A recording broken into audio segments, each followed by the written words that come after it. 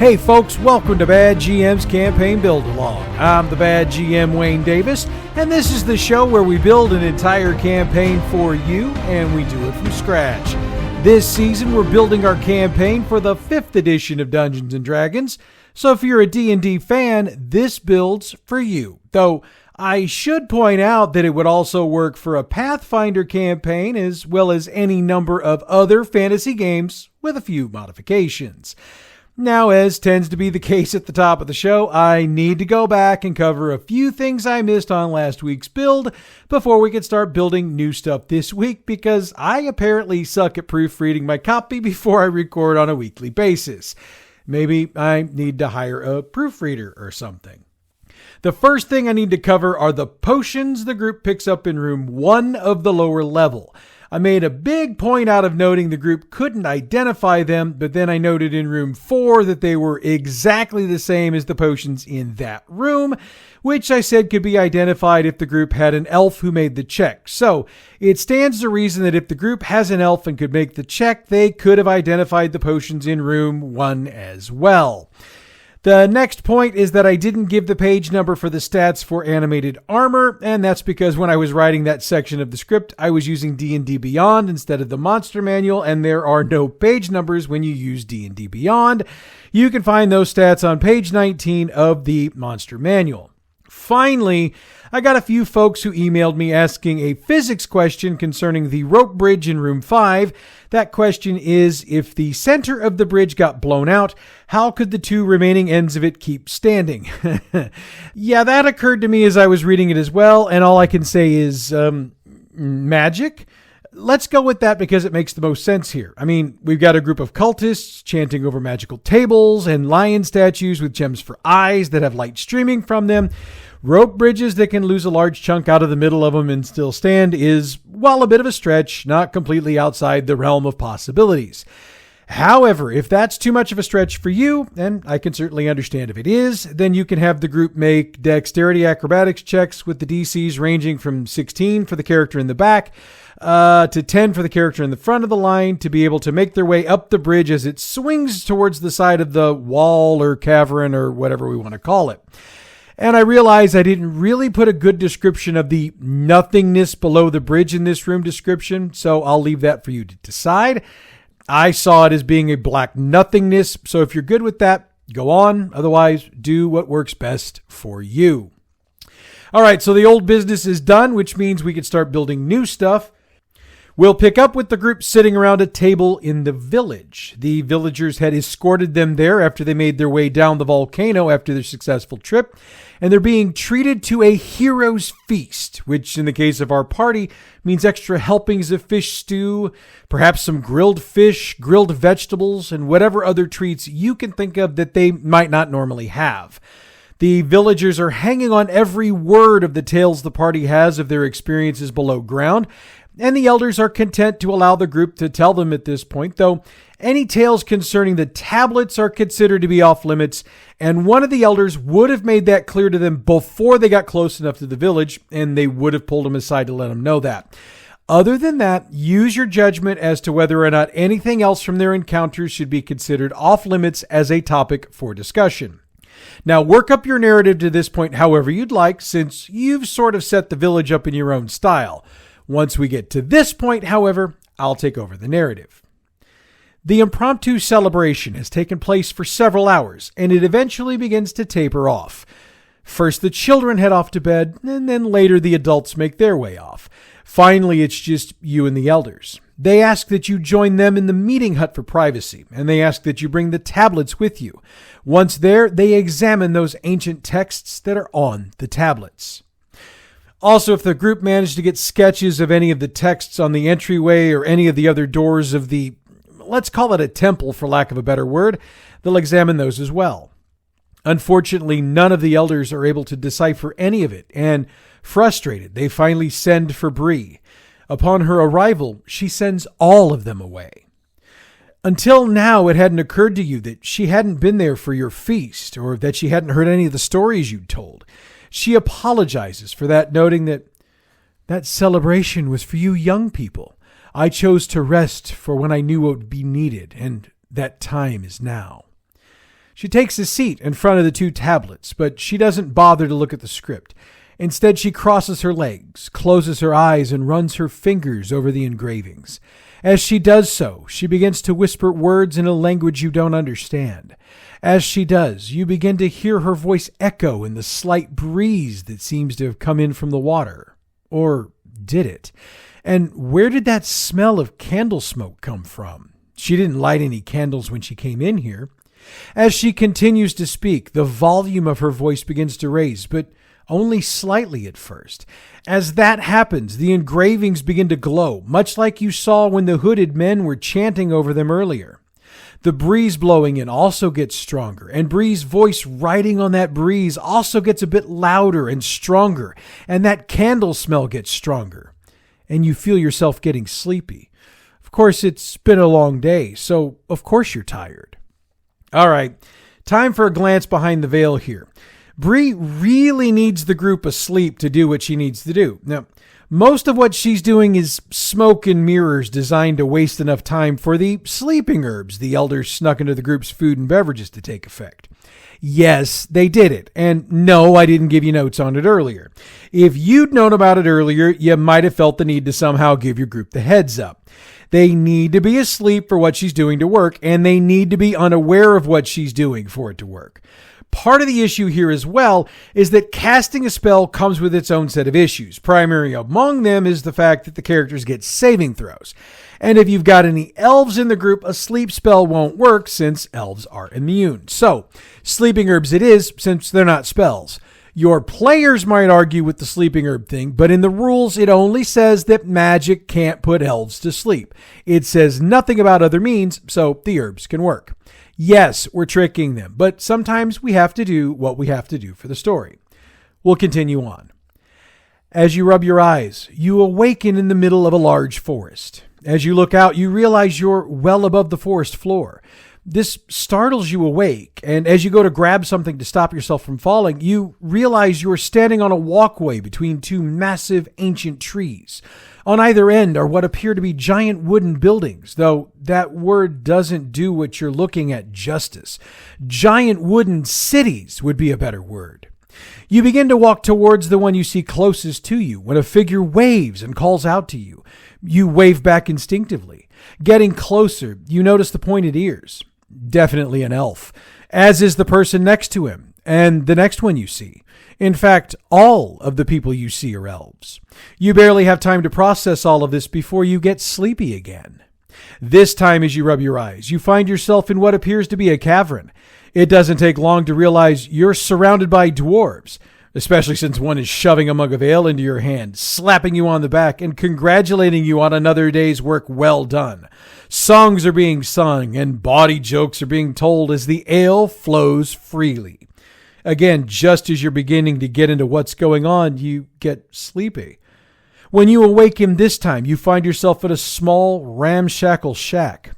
A rail-thin, disheveled woman is splitting what appears to be a quarter of a loaf of bread into as many pieces as possible, and she's handing out pieces to children. She hands a piece to you, and you realize she's got nothing left for herself. She smiles at you and says, "It's okay, sweetheart. You need to eat so you can grow up big and strong." Before you can object, you get sleepy again. When you awaken this time, all you see is a location, a small patch of inlet guarded by rocks. To the untrained eye, it just looks like a piece of coastline on the main continent. You're trying to figure out what it means when you get sleepy again. When you awaken this time, you're staring at Bree, who stopped whispering. The breeze has stopped, and the engravings on the tablet have stopped glowing. She stares at each of you and asks a simple question. What did you see? So this is show and tell time. They'll probably ask what she did to them, so let's pause this for a minute and handle that answer. I translated the tablet. From what I can gather, it put you to sleep and sent your conscience somewhere else. So what did you see? They're probably not going to like that answer, but that's the answer she's giving. And she's not really lying. The tablet did separate their consciousness from their body, so that much is true. The only thing she's lying about is how they went to sleep. She's not going to budge on that no matter what. This is where the group needs to lay out what they saw. The elves and the dwarves, that's a pretty easy thing for her to discuss, as she'll note the elves are in one of the forests and the dwarves are under the mountains. The mother and children are more difficult. She'll guess that it's one of the more downtrodden families, either somewhere in a smaller town or out in the middle of nowhere, though she's uncertain why they'd be sent there. The last vision is the one she's the most curious about. Let's pick up the narrative there. A section of coastline, you say? Curious. After showing you people, it ends with a specific location. Did it give you anything more than that? It didn't, of course, so she'll nod and mention she needs to meditate on that. She'll apologize for what happened to the group, and we'll ask that they give her a day or so to figure out what all of this means. So, this gives the group a few days to just be normal kids, as it were. They can talk about everything they've been through, what they've seen, what that whole thing with Bree was about. The only limits are the limits you place on them. I'd also note for the record that this would be a good break point for drinks, food, and bathroom breaks. And while I realize you don't need me to necessarily tell you those, I think sometimes it's a good thing to have somebody write those in. For the record, I don't know that game breaks are something that get discussed enough, and at the risk of going a bit off the rails here, let me take a moment to put my 2 cents worth out there.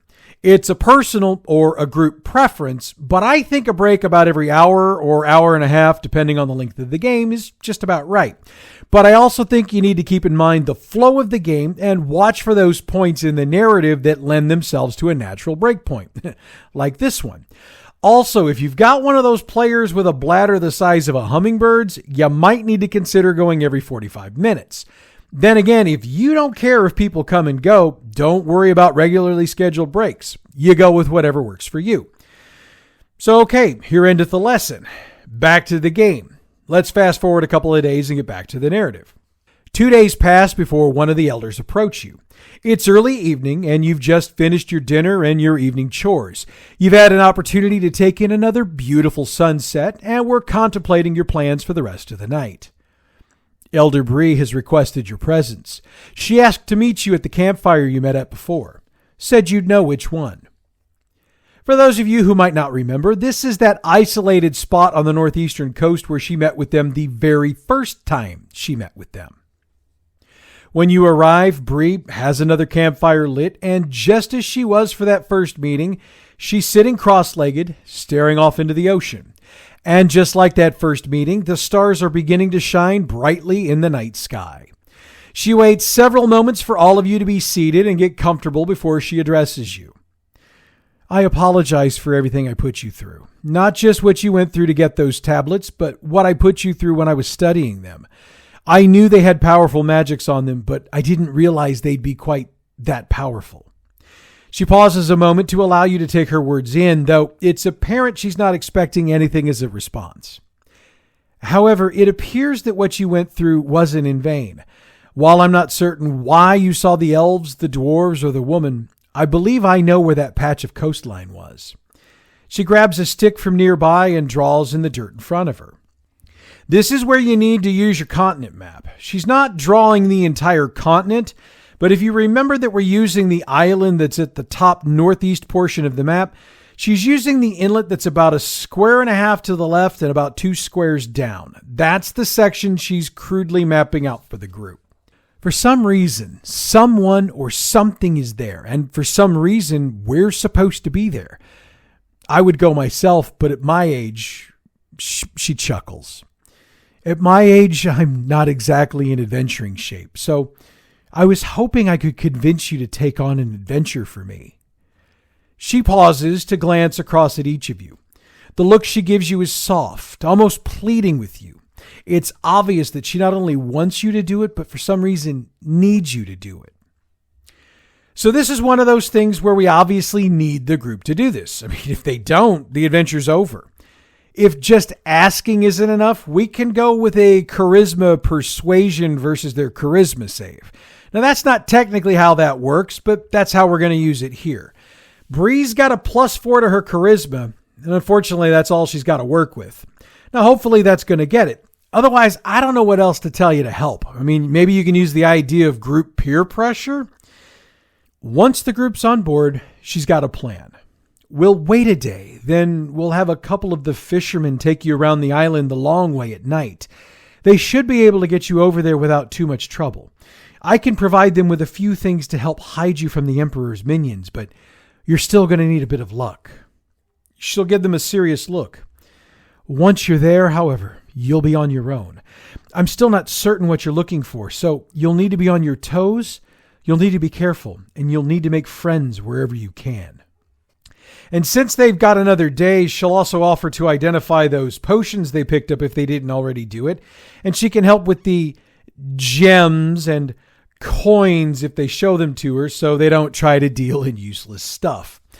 I also think it would be a good idea to give them a little something to help them out. So we'll give them a group fund of 20 gold pieces to use, and it's a group fund, so have somebody in the group be in charge of that group fund. For the record, whomever is in charge of the group fund should also be the person keeping track of the loot the group finds, and that person should be marking off things as they're distributed to the group members so that they know what they've still got in the group loot pile. Now that also works when group members take something out of the pile and maybe put something into the pile, which does happen from time to time. That allows for things to be sold and the proceeds to be put back into the group funds for purchases that benefit the group later on. It's just a point I thought I'd make right now while we're on the subject. And since we've got about another day, this gives the group time to make sure they've got their gear worked out. They've got time to get their ration situation worked out. For the purposes of our game right now, anyway, rations would work out like this: dried fish, nuts, dried fruits, etc. In other words, foods that wouldn't spoil easily so they'd last for longer periods of time. They might not taste the best, but they'd be able to survive on them if they couldn't find fresh meats, fruits, or vegetables to eat while out and about. They'd also want to make sure their water skins were full before they took off, since they're going to need to drink out of those until they can get where they're going, and they're going to need to fill those up as often as possible. Now, you might not be a stickler for those things, and it's okay if you're not, but if you're one of those people who are, make sure you're keeping your players on their toes at times like these. All right, so let's fast forward to departure time. You've been anxious the entire day waiting for this moment. Eating has been difficult. Talking to anybody except each other, nearly impossible. You were given a reprieve from your chores due to the importance of your coming mission once the word got out, and those chores would have been probably a welcome reprieve from the anxiety you felt. Heck, there were a couple of times today you wanted to throw up because of the nerves. It got worse once the sun went down. You realized when you saw the stars that the mission you knew was going to be difficult just became that much more so. I mean, how could anything Bree would give the fishermen to hide you from the soldiers' work with all these stars out there lighting things up? You just knew you were going to die, and you knew nobody would ever know it.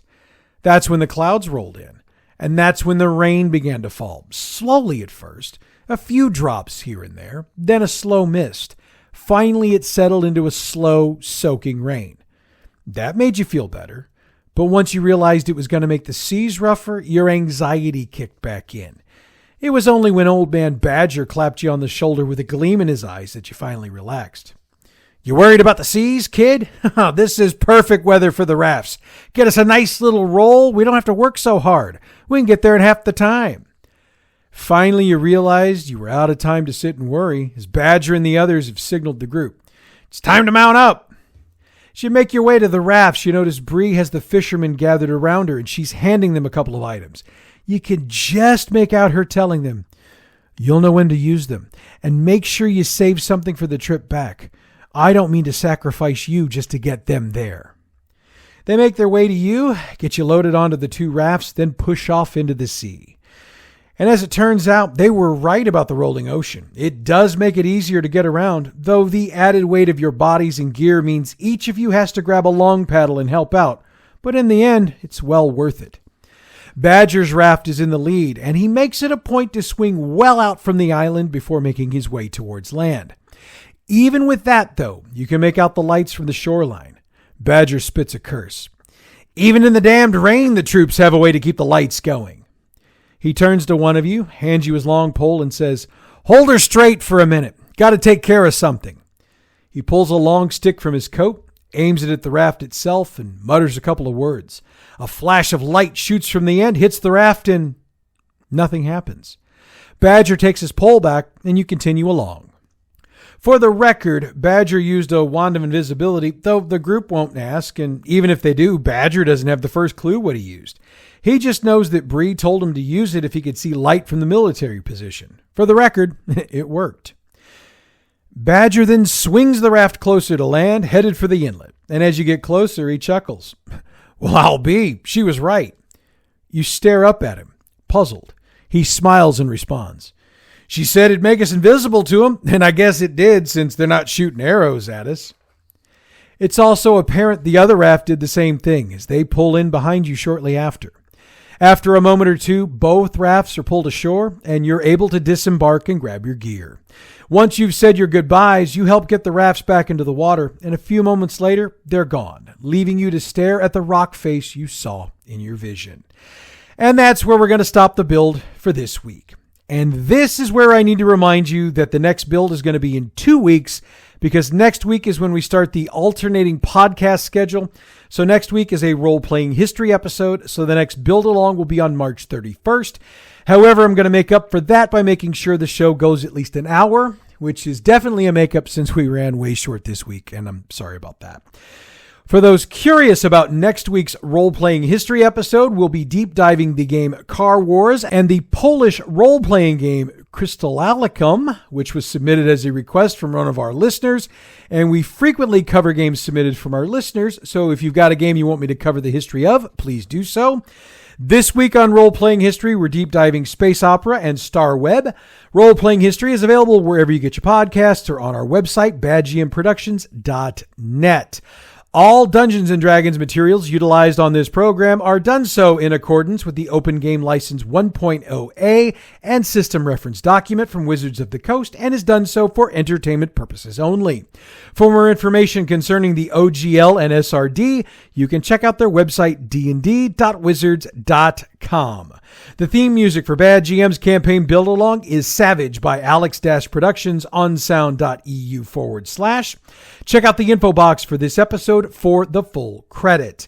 Bad GM's campaign build-along is a production of Bad GM Productions. Check us out on social media to keep up with all the news concerning our podcasts and where we'll be hanging out. All of our social media locales are on the info box and on the website. The next build-along is on March 31st, and we'll have a new episode of Role-Playing History coming next week, so be sure to check that out. Until then, I'm the Bad GM Wayne Davis. I'll see you at the game table.